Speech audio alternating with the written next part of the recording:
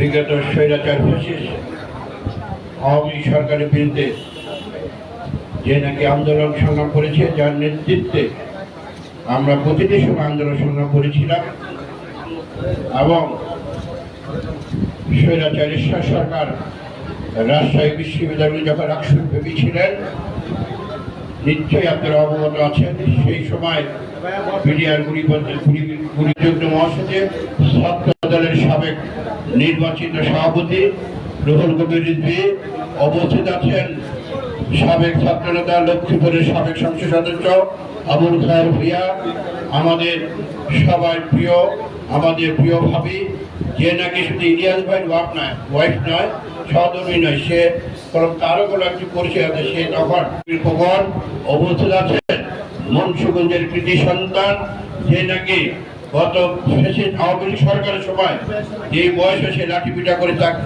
একটি গরু কোরবানির পিটায় না, পশুকে তাকে যেভাবে পিটিয়েছিল পুলিশ, সে আমাদের পালন করছি। আমাদের ভাই ইলিয়াস ভাইকে, ইলিয়াস আলী ভাই সম্পর্কে বললে গেলাম ঘন্টা পর ঘন্টা পড়লো শেষ হবে না। ইলিয়াস ভাই আমার সিনিয়র বড় ভাই ছিলেন ঠিকই, কিন্তু ওনার সাথে আমার সাথে সম্পর্ক ছিল বন্ধুর মতো। আমাদের বাসা লালবাগ, সেখানে সবাই আমাকে লোকজন আসছে, কাইম ভাইকে বলা যে ভাই যে প্রকারে হোক ইলিয়াস ভাইকে বের করার একটা বন্দোবস্ত করেন, কোথায় কি লাগবে। তখনকার আমাদের যে খোকন ভাই ছিলেন, মালিক বিভিন্ন যাচ্ছে, আমি দূরে মোটর সাইকেলটা গেলাম, এখানে চলো তোমার সাথে জরুরি কথা আছে।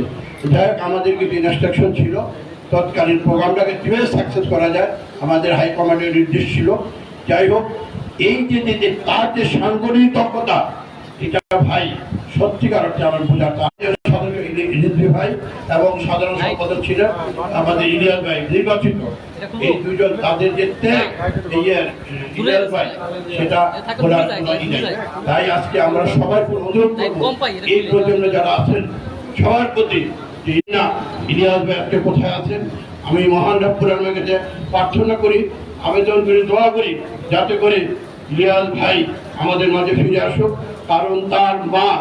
তারা